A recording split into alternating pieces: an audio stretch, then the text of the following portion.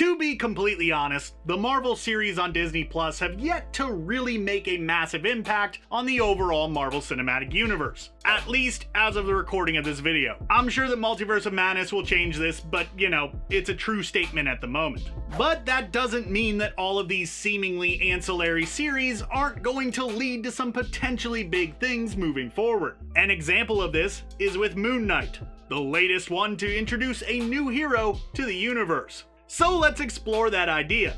Let's take a look at all the ways that this little show about a man with mental illness, blessed by an ancient moon god, might make big waves in the not too far off future. So without any further ado, let's go ahead and dive right into it.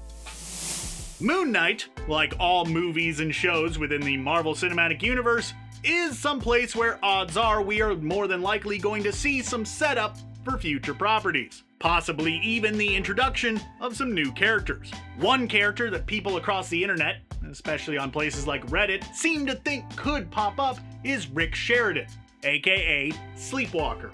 Now, why would people be thinking that this relatively obscure character, based around sleep and dreams and the like, who in the comics has had very little direct connection to Moon Knight, might get introduced or at least hinted at within MK's solo series?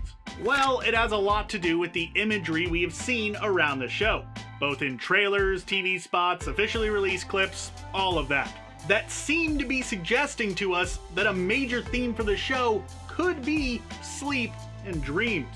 Admittedly, it would be a little bit of a stretch, but then again, it wouldn't be the weirdest connection we've ever seen pop up in the MCU. However, if sleep and such are explored in such a manner in Moon Knight, I honestly believe that there is another dream-focused character that would be more likely to pop up. That being Nightmare, the Lord of Dreams, and the Dream Dimension. This could potentially tie into a fan theory about Multiverse of Madness, one that people initially proposed about that movie back when it was first announced. That has somehow managed to linger for quite a while. The idea that Nightmare might be the main antagonist of the movie, which could honestly work. One of the more recent versions of this theory that I've seen spring up is that the Dark Strange that we've seen in the trailer isn't actually Strange Supreme from What If, as we're sort of led to believe, but actually Nightmare in disguise. It could potentially fit. Because think about it for a second. What would be the most terrifying thing to Doctor Strange? A version of himself who not only failed at being a good man, but then tried to make up for it by becoming all weird and twisted and stuff. That could be his nightmare. And I mean, Benedict Cumberbatch loves playing the bad guy whenever he gets the chance. Hell, he's already done it in this exact same franchise. Dormammu in the first Doctor Strange was played by Cumberbatch.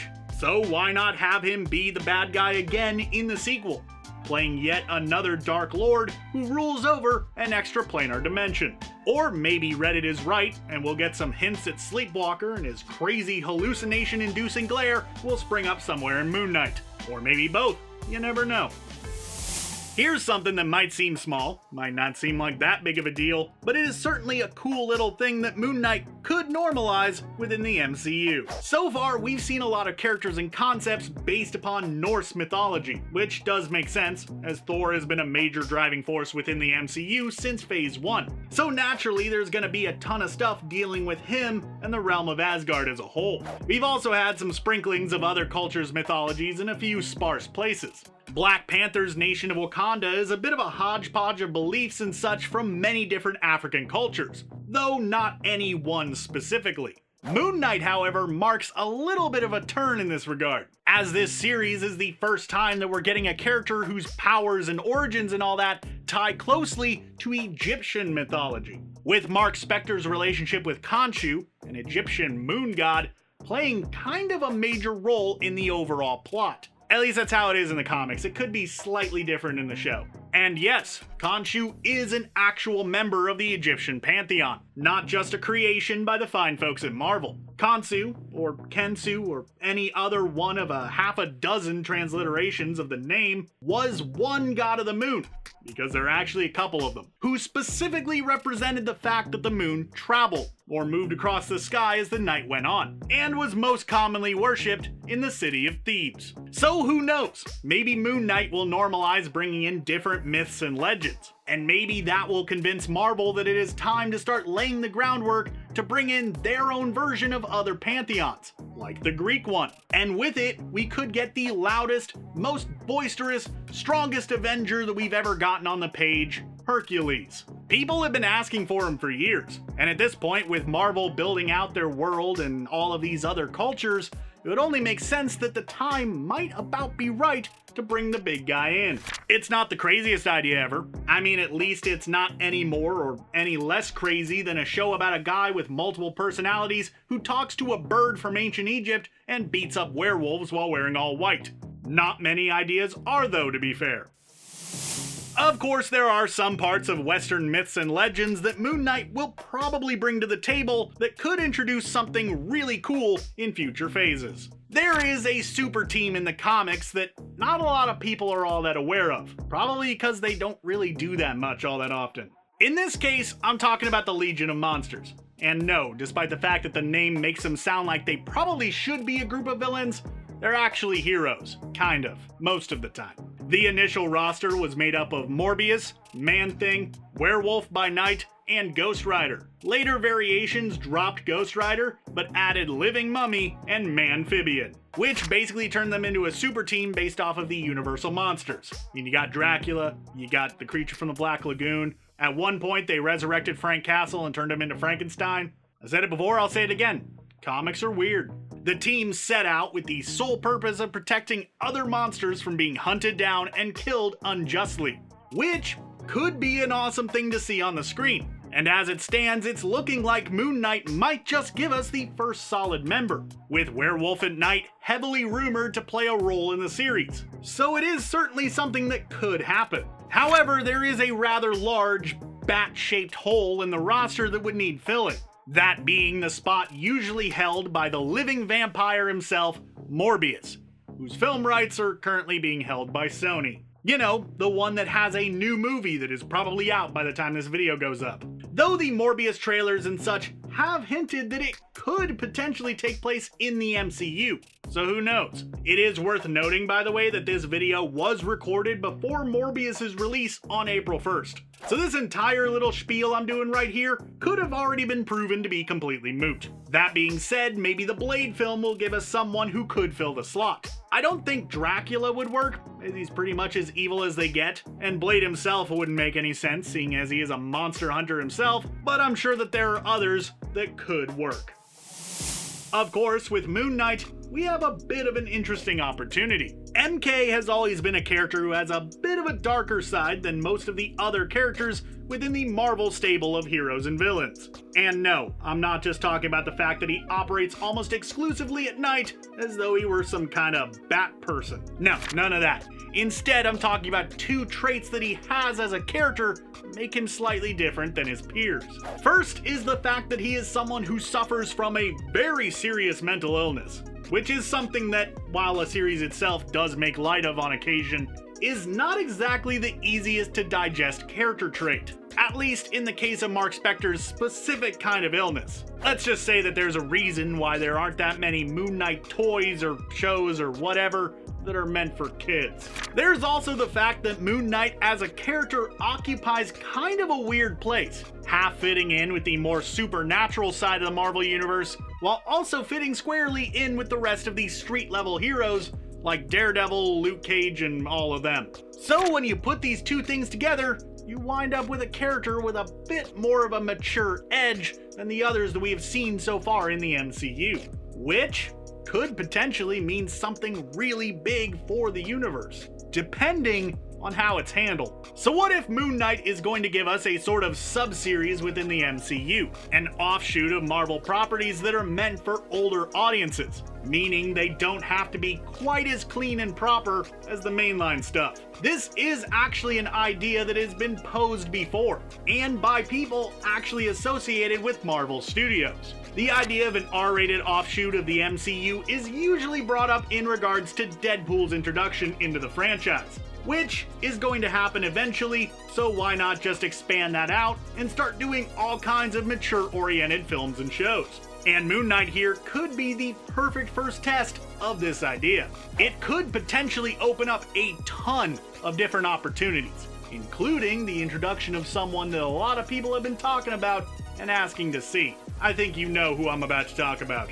So what if we do get a side of the MCU that is more mature, more willing to explore the darker elements that we sometimes see in the comics? That might just give us the opportunity to see someone make their big debut. Someone that many people have been theorizing is already in the MCU for quite a while now. Mephisto, the kind of sort of pseudo-devil of the Marvel Universe. Now, a little while back, I did an entire video on why we will probably never see Mephisto in the MCU. And I stand by what I said in that video. However, if we got a side branch of the franchise that was for older or adult audiences, then a lot of the reasons that I said we wouldn't see him in that video would basically be null and void, meaning that there really wouldn't be any reason to not have him around. A major concern in regards to Mephisto has always been one of demographics. Like it or hate it, the Marvel Cinematic Universe is largely meant to be something that is enjoyed by people of all ages,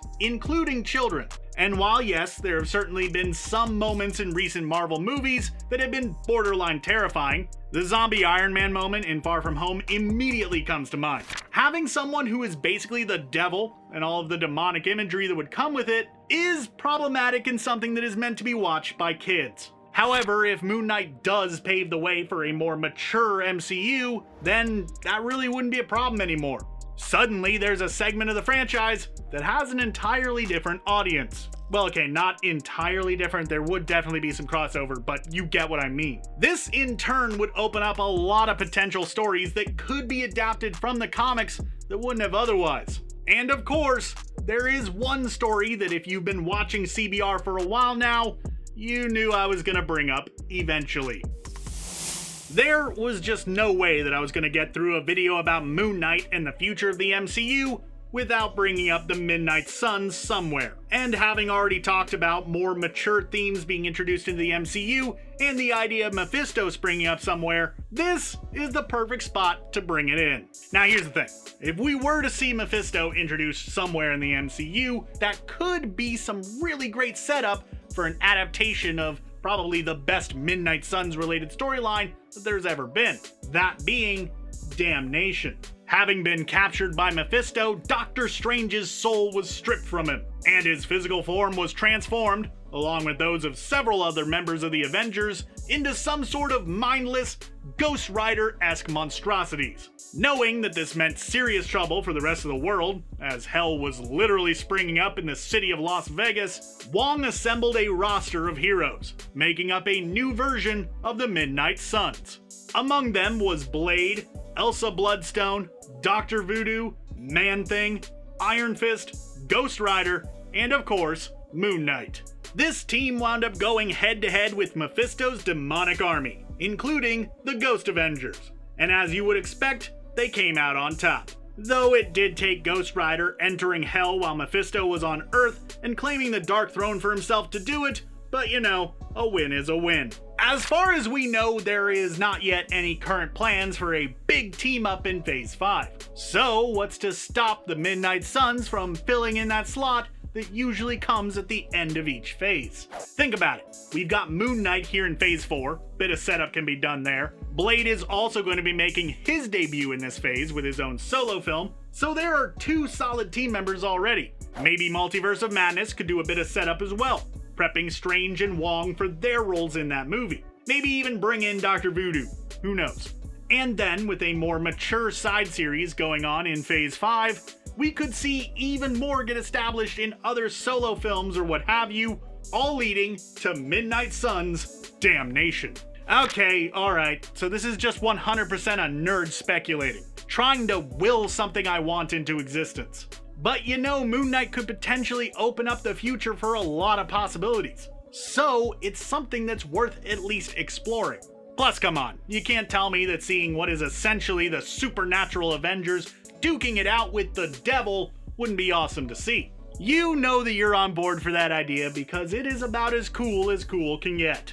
And I'm not just saying that because I really want it. Maybe just a little bit. Hey there everybody, I'm John Aljets. I made this video, and I want to know what you think. What impact do you think Moon Knight could have on the future of the MCU? Be sure to leave your thoughts down in the comments below, or go ahead and shoot me a response over on Twitter. I'd love to hear from you. Thanks for watching, and be sure to subscribe to CBR for more great videos just like this in the future.